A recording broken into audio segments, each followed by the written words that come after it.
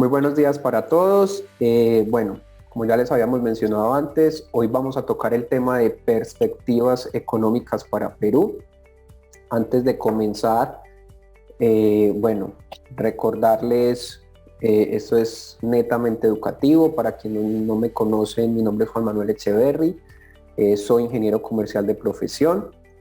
En la Universidad de Minnesota realicé un diplomado en preparación para la dirección de recursos humanos y tengo una maestría en Dirección Comercial y Ventas de la Universidad Internacional de La Rioja.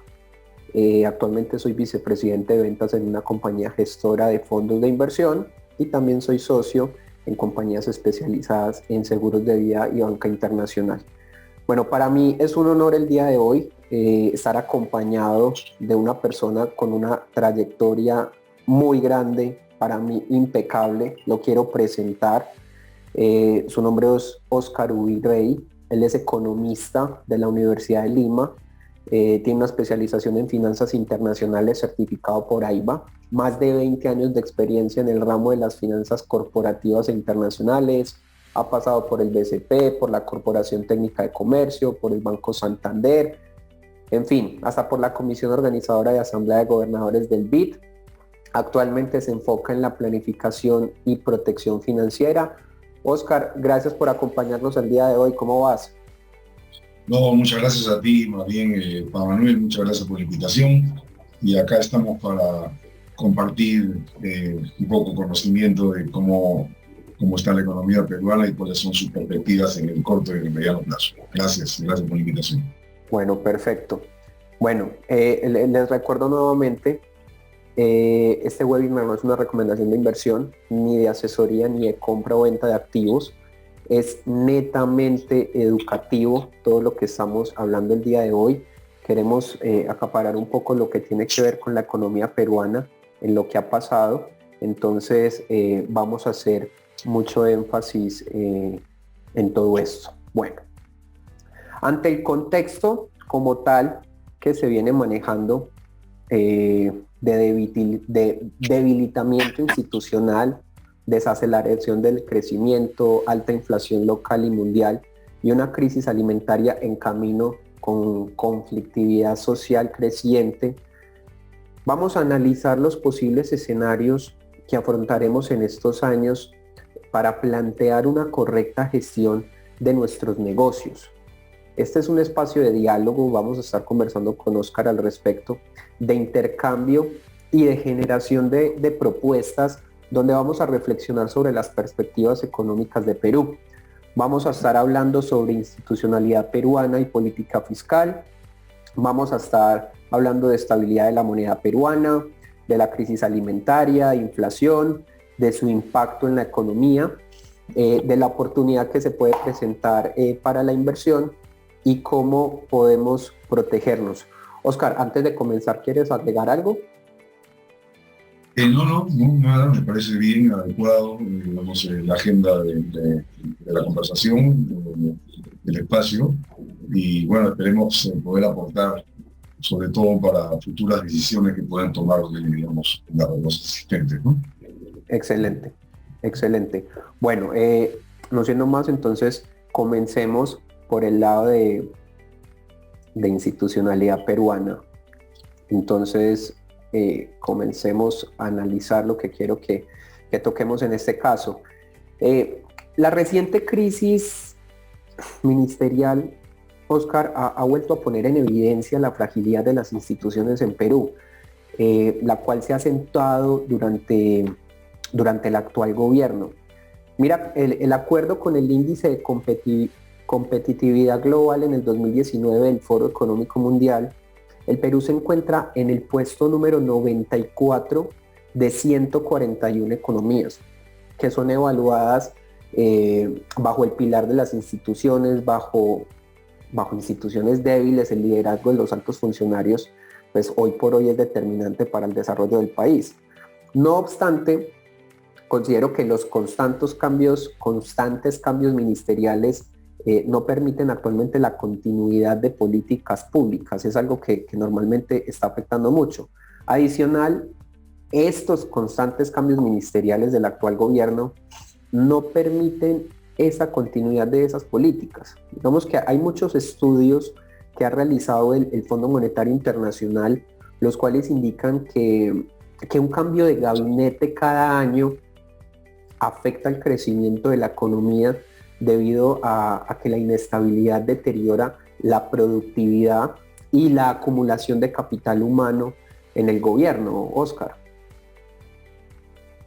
Bueno, sí, mira, en realidad, en mi opinión, y un poco por los acontecimientos de los últimos años, en particular del año pasado, ¿no es cierto?, con la subida del gobierno de Pedro Castillo, en el Perú se ha evidenciado una vez más un problema estructural de fondo que tenemos, que es demasiado, digamos, evidente, y por otro lado que genera una alta vulnerabilidad en cuanto a la estabilización de la economía en el mediano y en el largo plazo.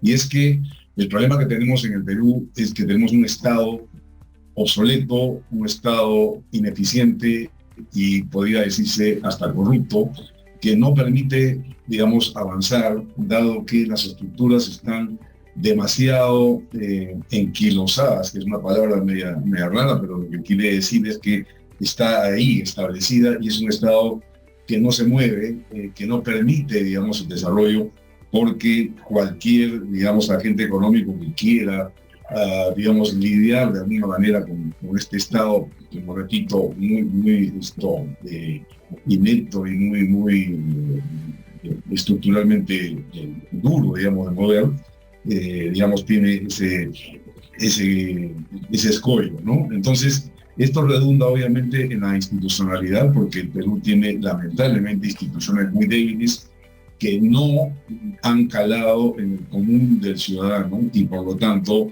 los políticos aprovechan para, en mi concepto, es una opinión muy personal, echarle la culpa a cualquiera menos a sus propias gestiones. Y aquí involucro, en el caso peruano actual, de lo que estamos viviendo, tanto al Ejecutivo como al Legislativo, ¿no? Así que ese digamos, es mi opinión sobre la base que yo puedo determinar que la institucionalidad peruana es muy débil. Perfecto. Y en cuanto a la política fiscal, hoy en el Perú tenemos una situación bastante, diría, irónica, porque si bien es cierto, aún mantenemos nuestra fortaleza macroeconómica a nivel regional, somos uno de los países más estables todavía, esto choca contra una situación de informalidad creciente, en la cual cualquier política fiscal que implique, digamos, por ejemplo, elevar impuestos o cualquier norma en esa materia, solamente va a influir en una pequeña porción de la economía y no digamos, en su conjunto, ¿no? Así que yo atribuyo a la informalidad uno de los problemas más complicados y más graves que tiene el Perú actualmente. Totalmente de acuerdo. Mira, yo desde mi punto de vista, como colombiano, veo todo el tema desde afuera. Yo creo que el problema básico de institucionalidad principal en Perú, que yo creo que a mi juicio son dos. Primero, y el más obvio, es el conflicto entre el legislativo y el ejecutivo, y la inestabilidad del ejecutivo.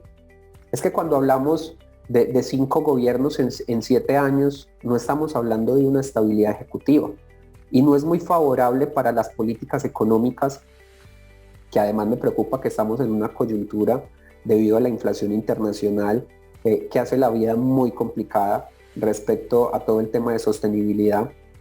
Leía hace poco un artículo del Economist, yo soy fan del Economist, y hace una estimación mundial y considera que los problemas de disturbios políticos se van a multiplicar a nivel mundial, que en toda parte generan dificultades. Yo veo a Ecuador, un gobierno a punto de caer. Miremos a Chile, la popularidad de Boric ha caído más de la mitad, y desde que asumió no lo ha hecho nada bien y tiene a Chile sumido en una profunda crisis. Colombia ha elegido un presidente de extrema izquierda y esto tiene con mucha incertidumbre al mercado y a los inversionistas, y miraremos qué pasa en el resto de Latinoamérica. A todo esto yo añadiría que el problema de las regiones, el paro de transportadores a nivel local, y es problema de gobierno, de legitimidad, de orden público, y no tiene nada que ver con un problema de descentralización fallida. Uno se pregunta más bien, ¿y los gobiernos regionales dónde están? Porque parecen prácticamente inexistentes. A mí me parece que es un problema serio y no lo ven las encuestas. La diferencia entre Lima, las regiones y provincia, la diferencia de percepciones, ahora es un tema más de politólogos en los cuales economistas y financieros como tú y como yo, que vemos desde afuera los grandes problemas de institucionalidad en Perú y que afectan tanto los temas económicos que están haciendo desde dentro para buscar una solución, porque ahí están los problemas, en las grandes instituciones de gobierno y en el territorio. Pasemos entonces a lo que tiene que ver con un tema muy claro, que es la política fiscal, el tema de política económica neta, ¿sí? Primero recordarles a todos que la política económica, para los que no conocen mucho, se subdivide en política fiscal y en política monetaria. La política fiscal está en manos del Ministerio de Economía y Finanzas, el MEF, y tiene que ver con los impuestos, con el gasto público, es decir, cuando se sube un impuesto o cuando baja un impuesto, cuando se gasta más en esto o en lo otro, eso es política fiscal. Mientras que la política monetaria y cambiaria está desarrollada por el Banco Central de Reserva del Perú, que es independiente del MEF. La parte monetaria tiene que ver con el manejo de la inflación y la parte cambiaria con el manejo del tipo de cambio. Entonces acá me surge una pregunta, Oscar, y es la siguiente. ¿Cómo debería desenvolverse dentro de tu punto de vista la política fiscal en un contexto de alta incertidumbre política? Bueno, primero hacer una mención, ya que tengo la oportunidad de tener al frente esta lámina donde mencionas a dos instituciones que son claves y digamos, para la perspectiva económica de corto y mediano plazo en el Perú. Reconocer que hoy el Banco Central de Reserva es quizás la fortaleza más grande que tiene el Perú en términos de instituciones.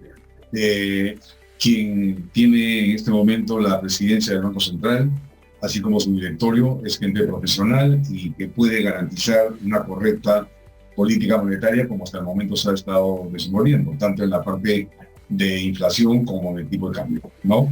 En cuanto a la política fiscal, por lo que he podido indagar, el actual ministro de Economía es una persona de carrera, es más, él ha sido funcionario del Banco Central también, y podría decirse que es un profesional en el manejo de la gestión pública, fundamentalmente en el aspecto de cuentas fiscales. Ahora, respecto específicamente a la política fiscal, nuevamente, las dos herramientas en las cuales el Ministerio de Economía actúa son los impuestos por un lado, de gasto público por el otro, ¿no? Entonces, en el tema de impuestos, ahí tenemos nuevamente lo que mencioné hace un momento, en el sentido de que en el Perú hace más de 30 años que la base tributaria no crece. No crece, ¿por qué? Porque la informalidad sigue avanzando y cada vez son menos los sujetos a impuestos, los sujetos tributarios, y cada vez son más altos los impuestos. Entonces es un círculo vicioso. En la medida de que no se amplíe la base tributaria, siempre van a tributar los mismos y con una mayor tasa impositiva.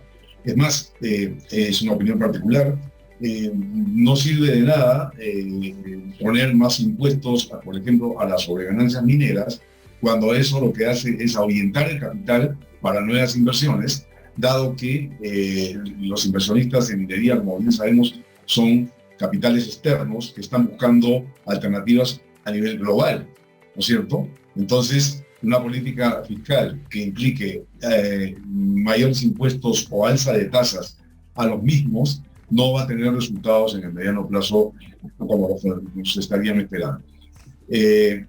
Sin embargo, en cuanto a los ingresos fiscales, Perú tiene una ventaja actualmente en esta coyuntura, que como han subido los precios de las materias primas, digamos, a raíz de la guerra de Ucrania con Rusia, los minerales también, obviamente, han tenido un comportamiento positivo y eso nos ha permitido, de alguna manera, agenciarnos de nuevos recursos importantes para esta situación que estamos viviendo actualmente este año.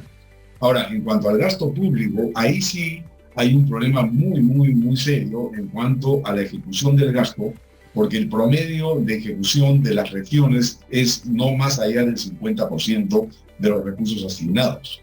Y hay regiones que se privilegian, por ejemplo, con el canon minero, ¿no es cierto?, donde distritos que nadie conoce reciben una ingente cantidad de dinero, estamos hablando más de, no sé, millones de soles, que nadie sabe y si dan cuenta o no dan cuenta, etcétera. O sea, hay un uso ineficiente de los recursos públicos que implica que la inversión pública este año tenga, por ejemplo, niveles bastante, digamos, inaceptables versus a lo que debería de ser.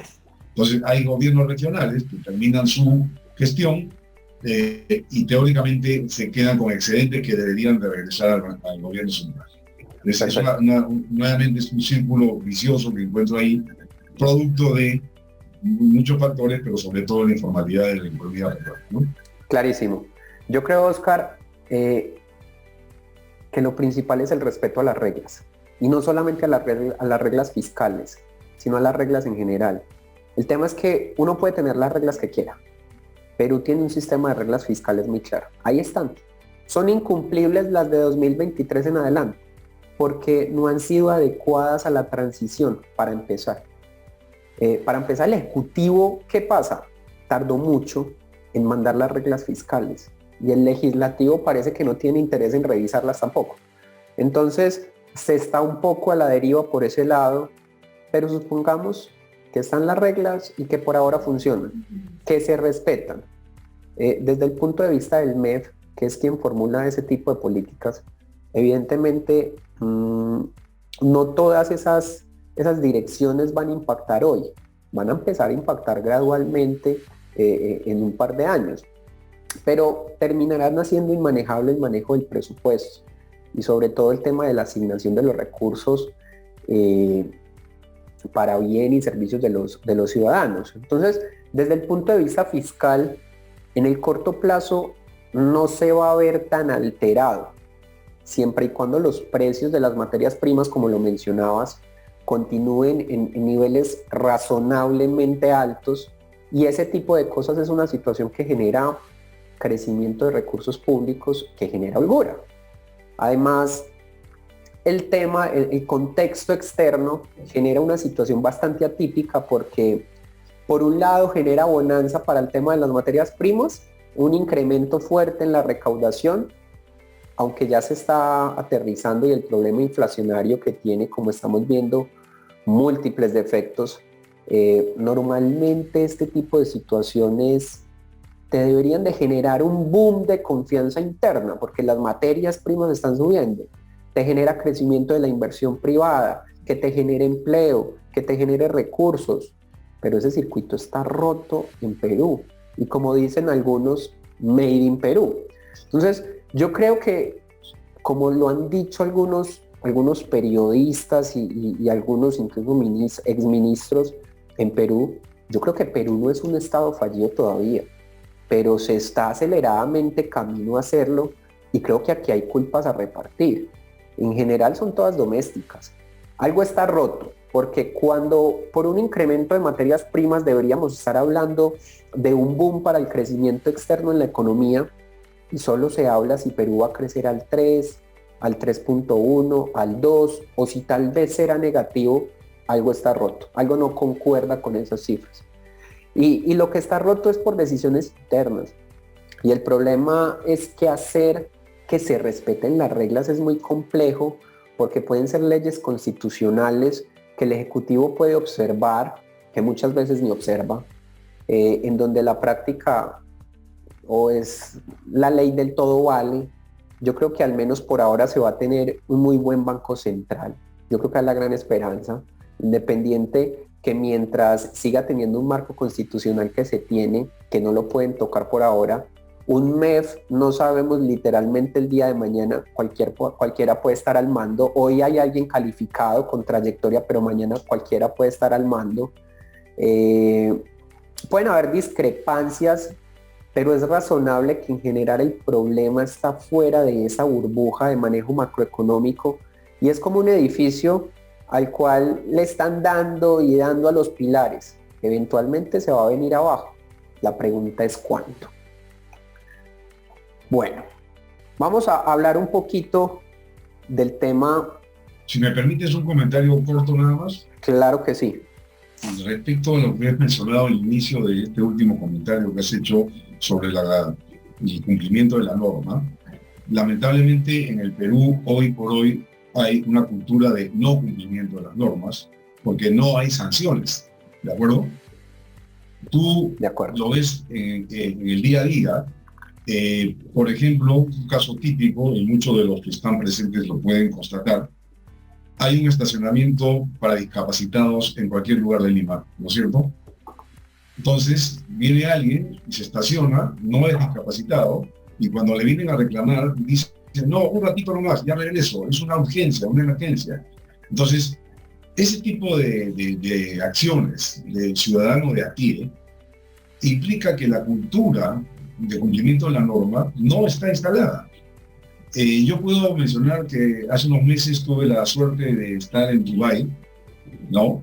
Por un tema profesional, y me di cuenta de por qué funcionan, digamos, estos países de una manera, diríamos, aceptable en cuanto a lo que es la cultura de cumplimiento.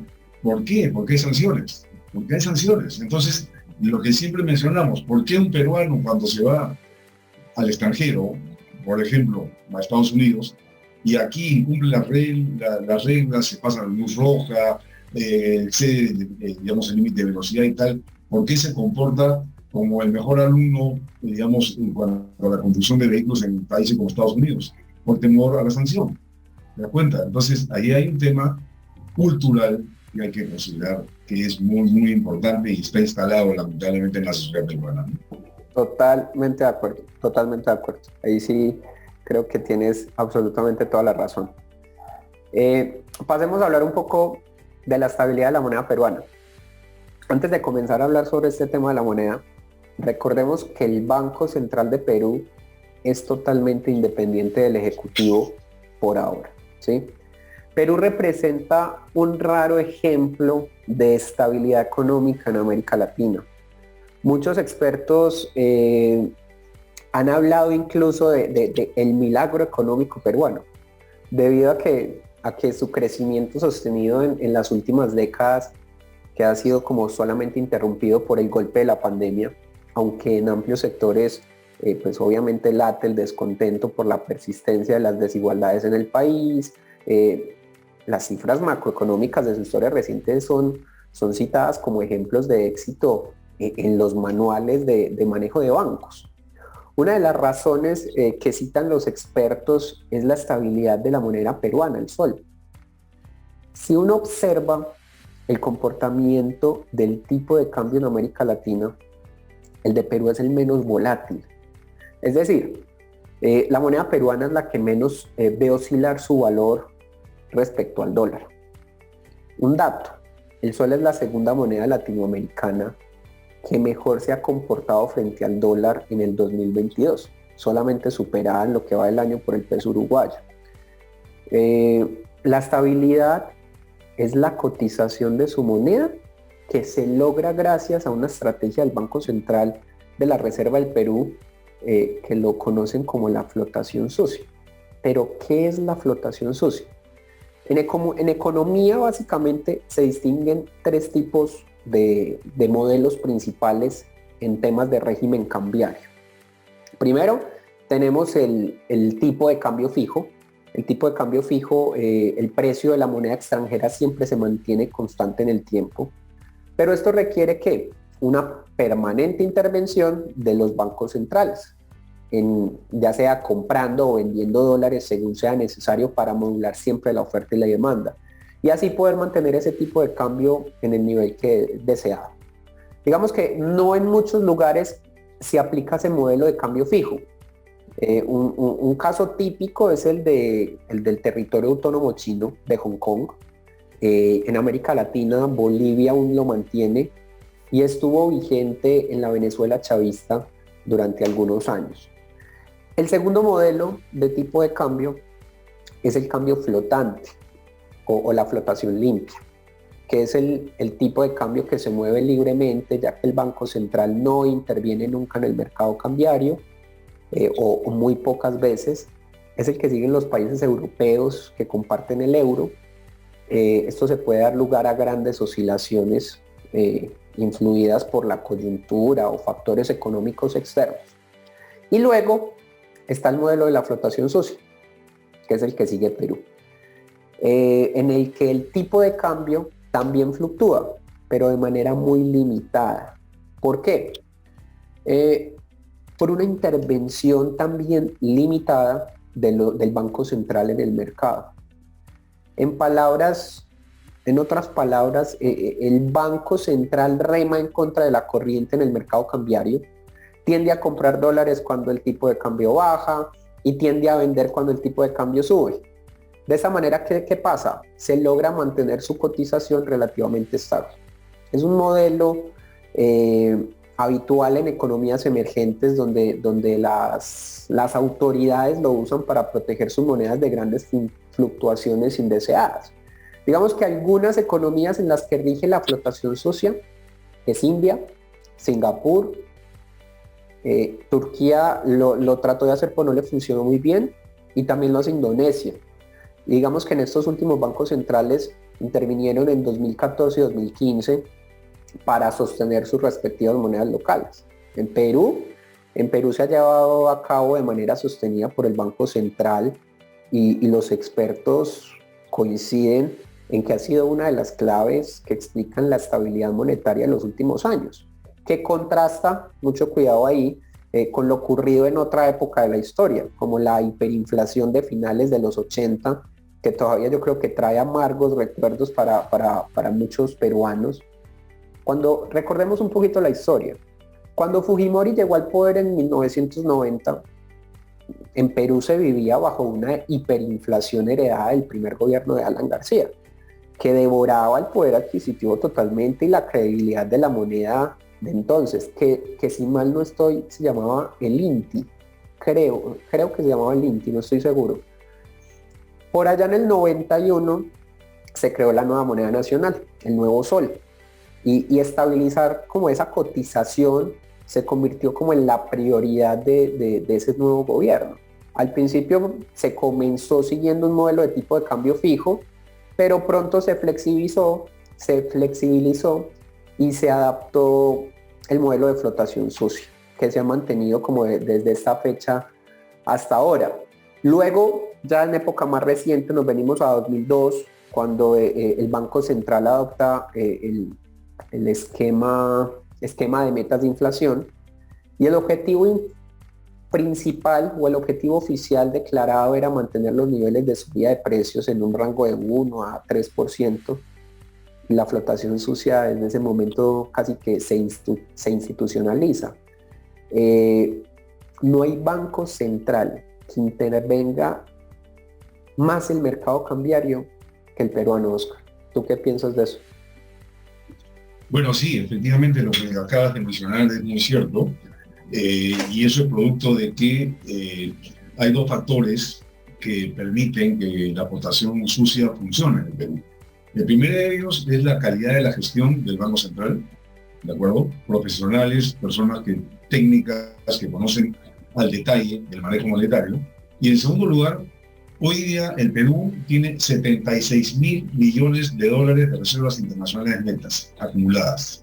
Eso implica aproximadamente en el ratio de reservas PBI a un 35%. Pocas economías en el mundo tienen esa relación entre las reservas y su PBI.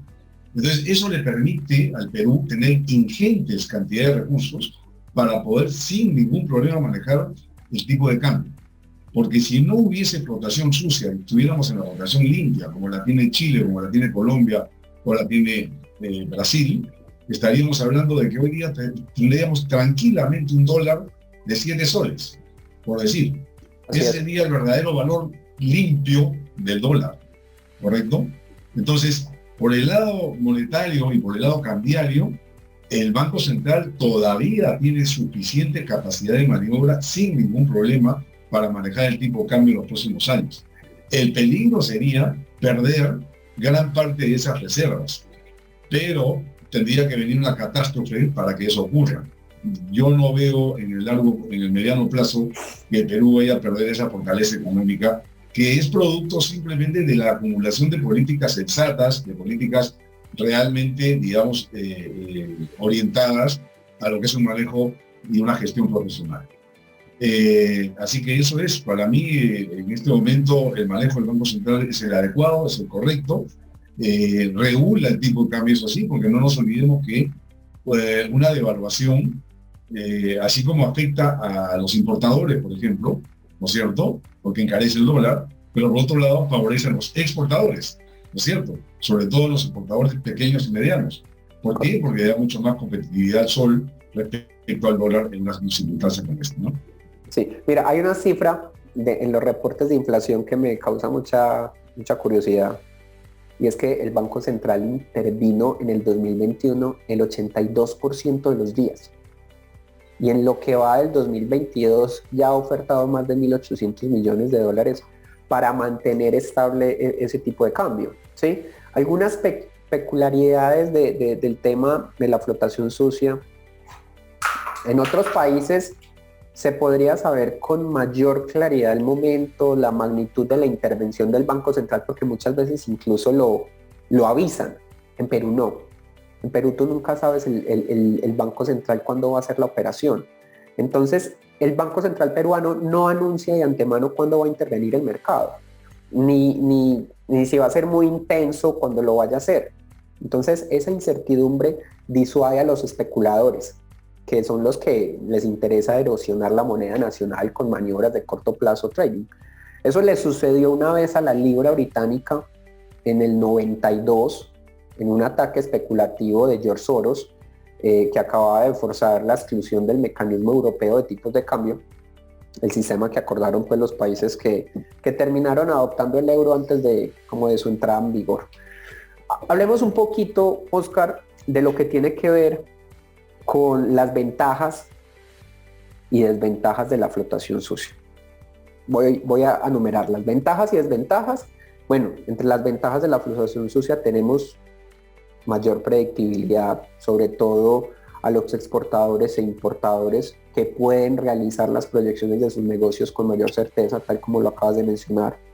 Permite atenuar los shocks en mercados externos. Por ejemplo, situémonos en un país latinoamericano. Si por un evento extraordinario en Estados Unidos el dólar cayera fuertemente, con una flotación sucia el tipo de cambio también se movería, pero no tan pronunciadamente. Bueno, a comparación del tipo de cambio fijo, no existe en el Banco Central esté dispuesto a usar incluso todas sus reservas internacionales para mantener un precio establecido de la moneda. Es decir, el nivel de compromiso o de intervención es menor. Y entre las desventajas de la flotación sucia podemos citar las siguientes. El tipo de cambio no refleja en un 100% la situación económica local y externa. Una flotación limpia sí lo haría. Lo que mencionabas ahora, en una flotación limpia, el sol peruano perfectamente podría estar a 7 o más. Y el Banco Central debe destinar recursos, tiempo y dinero para intervenir en el mercado cambiario. ¿Qué piensas de eso, Oscar? Bueno, en primer lugar pienso que la flotación sucia no es mala. ¿Okay? No es mala. A pesar de la connotación de la palabrita sucia, ¿no es cierto? Yo pienso que el término está mal redactado, por decirlo así. A mí me parece que es una buena política siempre y cuando se haga de una manera responsable. Afortunadamente el Banco Central es independiente. Exacto, más bien la flotación sucia lo que permite es flexibilidad en el manejo. Porque si no tuviera flotación sucia y solamente estarías expuesto a la oferta y la demanda en el mercado de la moneda, en este caso del sol, como digo, tendríamos la posibilidad de estar hoy con un sol de 7 soles o quizás más, ¿no es cierto? Porque si vas a relacionar el precio del dólar como moneda de refugio en términos de emocionalidad, ¿no es cierto? Hoy por hoy, muchísima gente está comprando dólares porque sabe que es la moneda dura, la moneda fuerte, que en el mediano y largo plazo siempre le va a dar mucho más estabilidad que mantenerse en soles. Eso dependerá de cada persona, pero en el fondo lo que es cierto es que el dinero es emocional. Entonces, esta flotación sucia permite regular, como digo, el precio del dólar en el mercado, actuando bajo, digamos, una gestión y una política bastante profesional, que es lo que el Banco Central realmente tiene en este momento, ¿no? Entonces, yo diría que para el caso peruano esto se va a mantener todavía en el tiempo, ¿no? Mira, un dato que a mí me llama mucho la atención, y es comparando un PIB de dos países. El Banco Central cuenta con más de 76 mil millones de dólares en reservas. Eso significa casi un 30.5 más o menos del Producto Interno Bruto de Perú. Pero ojo, Chile, por ejemplo, pese a tener un PIB superior al peruano, cuenta con aproximadamente 30 mil millones menos en reservas internacionales. Entonces, digamos que ese dato le da mucha credibilidad a la intervención del Banco Central peruano en el mercado. Y eso se logra con una buena trayectoria en la institución, con un nivel de reservas internacional significativo. Fue eso lo que permitió actuaciones enérgicas del banco, por ejemplo, en 2009, cuando Perú se veía sacudido por las consecuencias de la crisis financiera global, o más recientemente ante la fuga de capitales que produjo el temor en algunos inversionistas tras la llegada a la presidencia del señor Castillo en julio del 2021. Gracias al Banco Central, la economía peruana no cayó en un limbo económico, ¿sí? Entonces, es muy buen, digamos que mientras se mantenga la independencia del banco, al menos el peruano promedio puede estar tranquilo frente a la estabilidad de su moneda. Bueno, y algo más que yo también podría agregar ahí, que en realidad no quiero entrar en connotaciones políticas ni mucho menos, pero la Constitución peruana actual establece claramente que el Banco Central de Reserva es independiente, ¿ok? Sí. En otras épocas, como las que tú has mencionado a finales de los 80, el Banco Central de Reserva financiaba.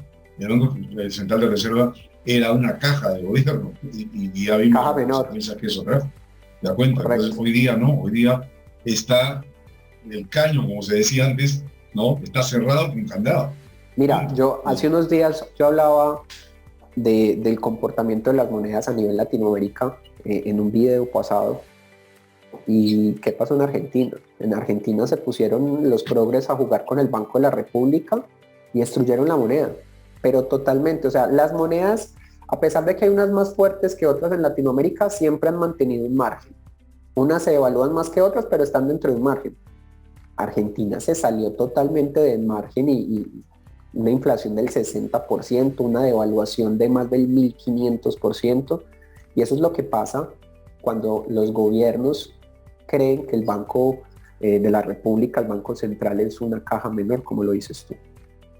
No, y Argentina, a propósito que lo has mencionado, desde el año 2000, si no me equivoco, la memoria no me falla, aplica la política de tipo de cambio fijo, que es la primera que tú has mencionado hace un momento. Entonces hace el dólar a la par con el peso argentino de esa época, ¿no es cierto? Sí. Pero eso quedó en el papel, porque en la práctica Argentina comenzó a perder competitividad, ¿no es cierto? Hubo necesidad de devaluar, no se devaluaba, se demoró, y ahí empieza, en mi opinión y en mi concepto, esta gran crisis argentina estructural que todavía no termina y lamentablemente hoy día ha puesto al país prácticamente en la quiebra, porque Argentina el día de hoy no tiene acceso a los mercados de crédito internacional y no puede financiar su déficit fiscal. Entonces es un problema muy serio y que socialmente ya está comenzando a notarse, ¿no? Totalmente. Toquemos un poquito el tema de crisis alimentaria, de inflación y el impacto en la economía. Para el periodo del 2023-2024, Perú podría reducir aún más sus exportaciones en el sector agroexportador. Revisemos un poquito.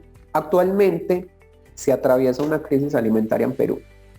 ¿Como consecuencia de qué? De diversos factores, entre ellos la pandemia, el conflicto geopolítico entre Rusia y Ucrania, la crisis de los contenedores y la inflación. La inestabilidad en los planos políticos, económicos y sociales son otro factor que ha impactado en el corazón del sector agrario y ha desencadenado, digamos, un alarmante desabastecimiento de alimentos. Para mí, y desde mi punto de vista, Perú sí verá impactada su economía. Sin embargo, los países que van a sufrir menos esta crisis son los que evidencian una relación positiva de importación y exportación. ¿Esto debido a qué? Al contar con un mayor número de venta de productos fuera de sus territorios, pues van a tener más dinero para comprar.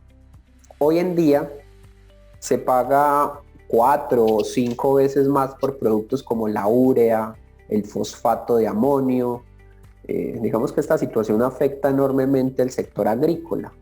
Se están cerrando minas, las exportaciones van a disminuir, se proyecta que el sector agroexportador para 2023-2024 reduzca aún más sus operaciones, lo cual ocasionará una inevitable caída. Y pienso que esta crisis afectará directamente al agricultor peruano, por lo que es importante tomar medidas urgentes. ¿Desde dónde? Desde el Estado. Y que esto va a seguir incrementando la inflación, lo cual no solamente repercute en la moneda, sino en el costo de vida, porque puede que el Banco Central, como ya lo acabamos de ver, intervenga para no afectar la moneda, pero el costo de vida y la inflación sí se van a ver afectados, Oscar. Bueno, mira, en el caso de la crisis alimentaria coincido plenamente contigo. Esta crisis recién está empezando porque lamentablemente por el tema sobre todo de la guerra, las materias primas están subiendo y en particular al Perú le impacta mucho la subida del trigo, ¿ok? Porque ese es el principal componente para el pan. Y el pan en los últimos 12 meses, si mal no recuerdo, lo tengo en mis apuntes, ha llegado a niveles, digamos, del 70%, 79% de crecimiento en términos nominales, vamos a ponerlo así. O sea, la inflación del pan es una inflación muy alta. Y por otro lado también tenemos que el peruano, su principal consumo de carne es el pollo. Y el pollo también, digamos, es parte importante de su costo, es el trigo, ¿no? Y obviamente el maíz también. Pero efectivamente la crisis alimentaria en Perú recién se está, digamos, empezando a ver. Y peor aún por la crisis de fertilizantes que tenemos también ahora. Hay un manejo inadecuado, en mi opinión, de parte del Ejecutivo, concretamente del sector de agricultura, en lo que es el manejo de esta crisis. Ya es muy tarde para reaccionar. Sacan concursos o licitaciones para la importación de fertilizantes, lo declaran nulos. Sale un nuevo concurso, lo vuelven a declarar nulo y el agricultor está preguntando, ¿y ahora qué hago? ¿Cómo viene la próxima campaña? ¿Con qué voy a abonar mis tierras, etcétera? Y eso aunado a un aspecto estructural que existe en el Perú, que es digamos, y esto viene de hace 50 años, de la reforma agraria del gobierno de Velasco, en donde, digamos, el minifundio es el típico, digamos, la típica estructura de propiedad que existe en la agricultura peruana. Entonces, el agricultor pequeño no tiene acceso ni a crédito, ni a subsidios, ni a ningún tipo de incentivo para poder desarrollarse. Entonces, sí, efectivamente yo veo que la crisis alimentaria en el Perú es algo muy preocupante en este momento, ¿no? ¿Y eso qué ocasiona? Inflación. Si miramos los resultados de inflación, la inflación anual julio 2021, junio 2022, llegó al 8.81%.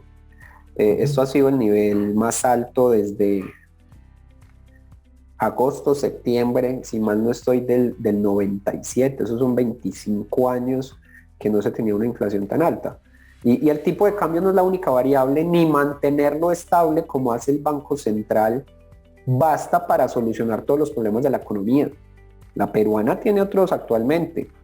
El Banco Central disminuyó recientemente sus expectativas de crecimiento, que las tenía en 3,4, las bajó a 3,1 y las sigue bajando porque cree que no se va a crecer tanto. Y los expertos coinciden que es una tasa demasiado baja, y lo repito como lo he dicho ya varias veces, para una economía emergente que en este momento está teniendo un boom de materias primas en máximos históricos, pero que eso no se va a estar viendo reflejado en la economía actual. Y a ese ritmo van a tener dificultades para crear empleos, incluso en volúmenes significativos. No, y además agregando a lo que tú mencionas, hay un problema muy serio, que es la minería peruana está perdiendo competitividad a nivel mundial, dado los conflictos sociales que no se resuelven, ¿no es cierto? Y que al revés, están aumentando. Entonces hay un problema muy serio en cuanto a la oferta de productos peruanos, porque además la inversión privada está prácticamente en cero. Entonces, nuevas inversiones para nuevas minas, por ejemplo, no se da. Lo que sí aumenta es la minería informal. Pero lastimosamente, esta coyuntura que estamos atravesando aquí, en términos de la gestión política, nos está afectando en forma negativa, ¿no? Totalmente. Y eso como también se ve reflejado, porque todo esto que estamos mencionando, ¿en dónde se ve reflejado? En el sistema bursátil local. Miremos el comportamiento que ha tenido. El mercado, vamos a ver desde cómo se ha comportado desde un año y medio hasta la actualidad. El mercado cayó un 30% en todo el periodo electoral, ¿sí? Pero miren cómo luego fue una buena oportunidad de compra, pero luego el mercado tiene una caída aproximadamente, luego del 12, después del 22, porque el mercado cae acá más o menos un 12%, recupera, pero la caída final termina siendo casi un 30%. Este punto es crucial.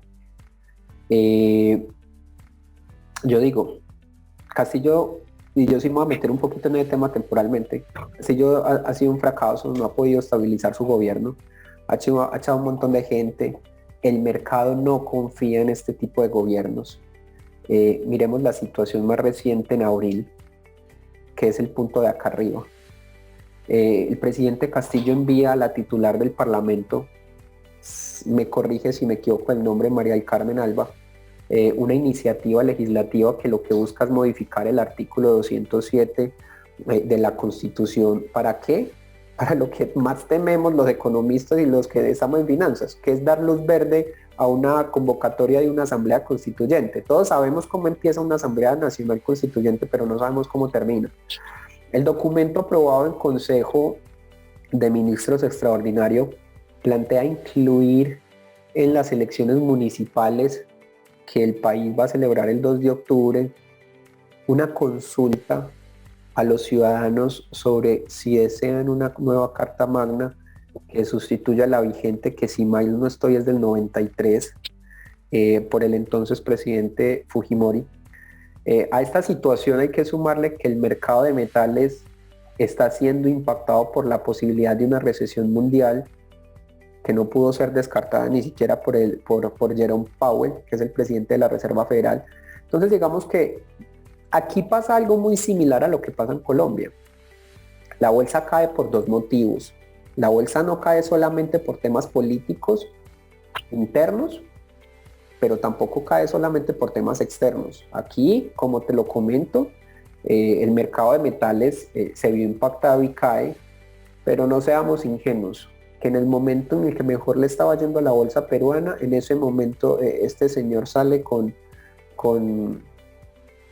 ese envío a la titular del Parlamento e inmediatamente cae la bolsa.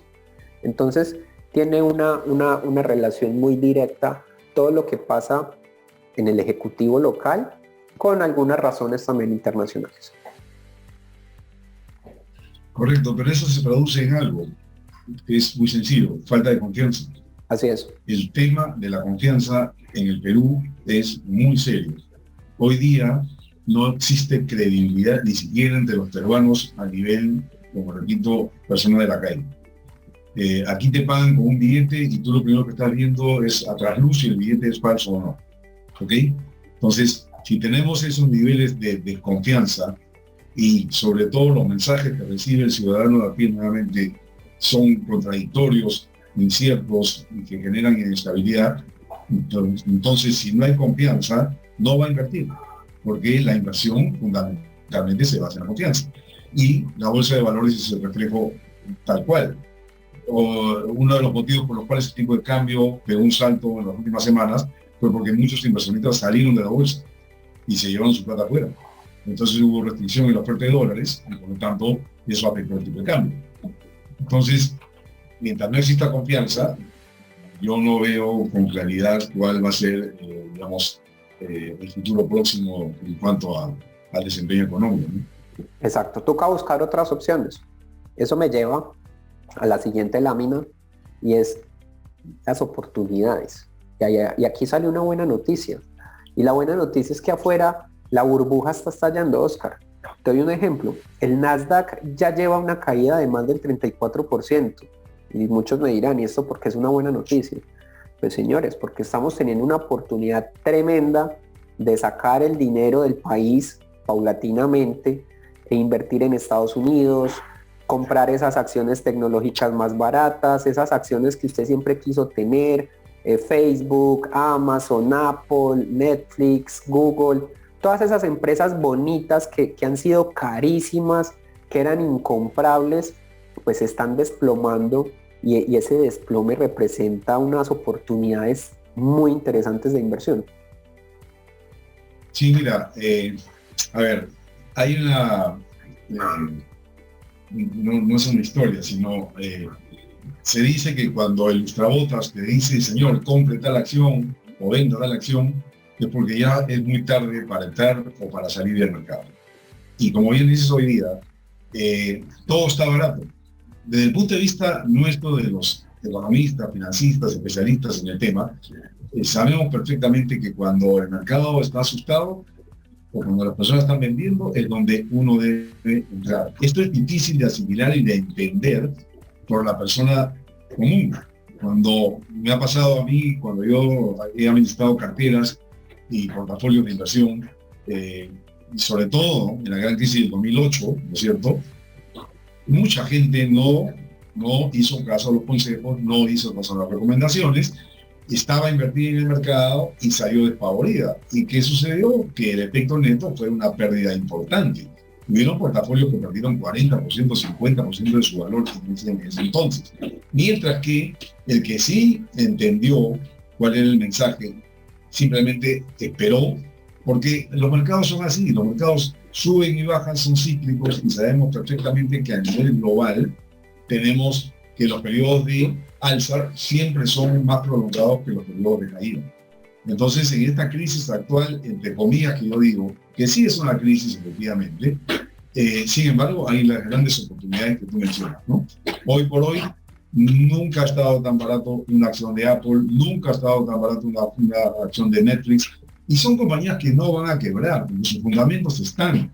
Netflix acaba de reportar una caída de 1 millón de suscriptores, pero se esperaba una caída de 2 millones de suscriptores, o sea, solamente se ha caído a la mitad. Eso significa que hay confianza. Entonces, fundamentalmente eso es para mí lo más importante, que es que las oportunidades están y hay que confiar en los consejos de los asesores financieros, básicamente. Totalmente de acuerdo. Pero hay algunas personas que dicen, Oscar, renta variable, no sabemos de pronto hasta dónde va a llegar, sigue siendo una excelente opción de inversión. Es como yo hago siempre el símil y es, hay veces el ciudadano promedio, la mentalidad le funciona al contrario frente a la inversión. A la gente le gusta comprar caro y le da miedo comprar barato. Es como si fuesen al centro comercial a comprar su bolso o sus zapatos favoritos, pero no, prefieren ir el 24 de diciembre o el 23 de diciembre cuando todo es carísimo y no en febrero con promociones del 40 o el 50%. Es exactamente el mismo símil, es el mismo producto, pero a un costo mucho menor, como si estuviese en descuento. Entonces son oportunidades muy interesantes. Pero hay otra oportunidad muy interesante que me gustaría discutir contigo, y es la renta fija. La buena noticia en renta fija, ¿qué es? O contémosles un poquito qué es la renta fija. Digamos que son instrumentos de baja volatilidad y de bajo riesgo, que es ideal para inversionistas más conservadores. Esto tiene como contrapartida pues una rentabilidad más baja en relación con otros productos de inversión en renta variable, pero muchas veces permiten obtener rentas periódicas por el capital invertido. Suelen ser instrumentos muy seguros.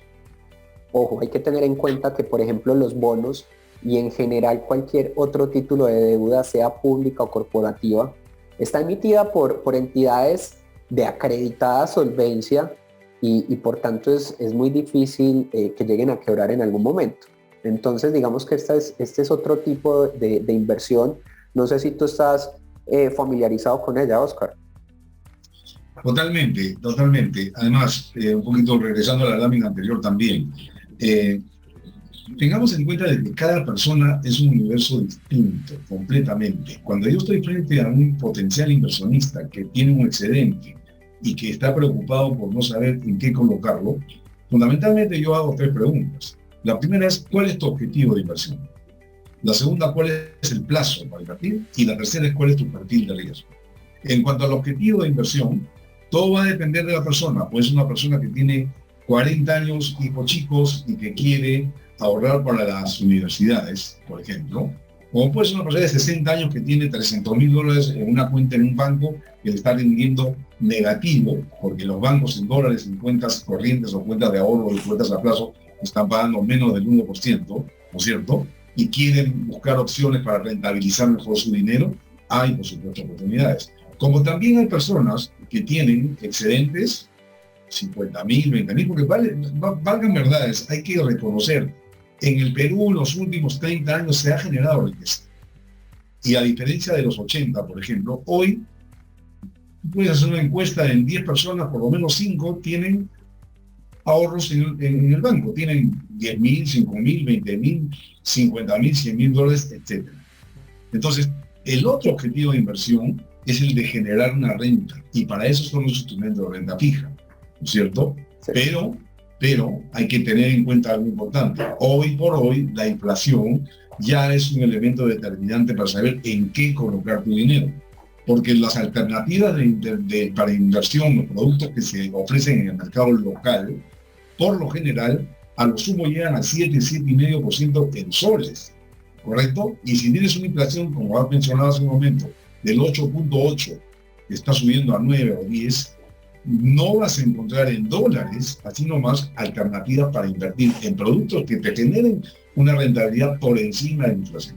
Oscar, y adicional, rentabilidades en instrumentos, o sea, con respaldo y garantías. Tú te vas para un banco local a que te consigan un bono que te dé el 8 o el 9, y ¿dónde lo encuentras? ¿India? En África. En India, África. Entonces tenemos que también tener esa regulación y tener esa balanza de, venga, seguridad, riesgo y beneficio. ¿Eso a qué me lleva? Eso me lleva simplemente a la próxima lámina, que son las situaciones que cuando una persona va a invertir tiene que tener en cuenta, ¿sí? Cuando tú vas a invertir en cualquier producto, en cualquier plan, hablando en términos financieros, siempre hay que tener en cuenta la inflación, hay que tener en cuenta el riesgo país y hay que tener en cuenta la devaluación. Esos son tres factores fundamentales. ¿Por qué? La inflación, porque yo puedo ahorrar todo el dinero que yo quiera en el banco. Yo puedo ahorrar, qué sé yo, no sé, $1,000 mensuales en mi banco y dejarlos en el banco todos los meses, el equivalente en soles. Pero si mi capital no tiene crecimiento, a final de año, en el caso peruano, tengo un 8.81% menos de poder adquisitivo, así esté ahorrando la mitad de mi salario. Entonces, ¿eso a qué me lleva? Que ahorrar no es suficiente. Necesito de un instrumento financiero que potencialice mis ahorros, en el caso de la inflación. En el caso del riesgo país, ¿qué es el riesgo país? Primero que todo.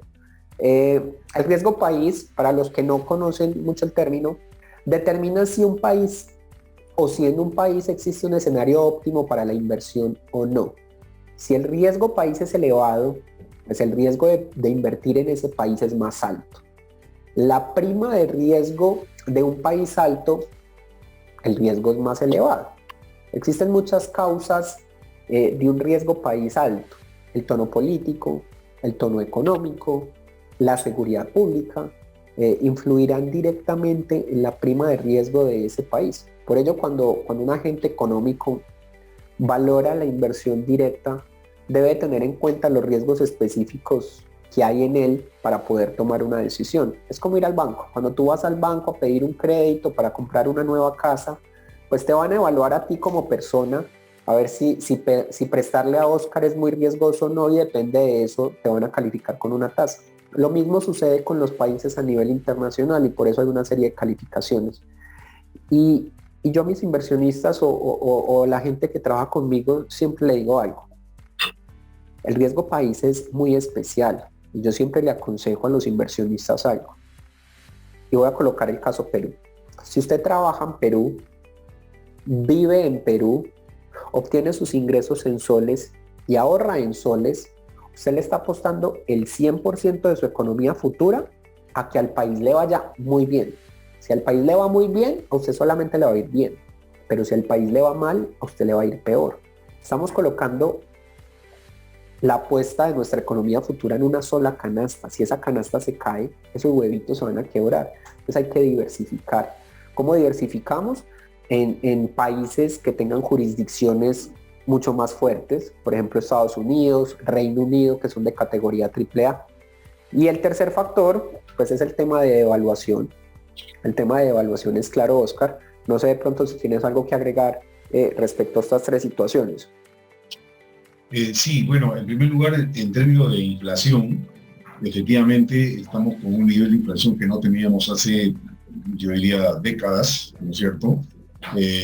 Si bien es cierto, estamos muy lejos de niveles como Argentina, que ni hablar que Venezuela. Que creo ni que siquiera lo quise poner, porque es que no tiene sentido. Claro, estamos hablando claro. de un 380. Pero efectivamente, el problema de la inflación, Juan Manuel, es que tiene dos componentes: un componente externo y un componente interno. El externo básicamente lo hemos mencionado.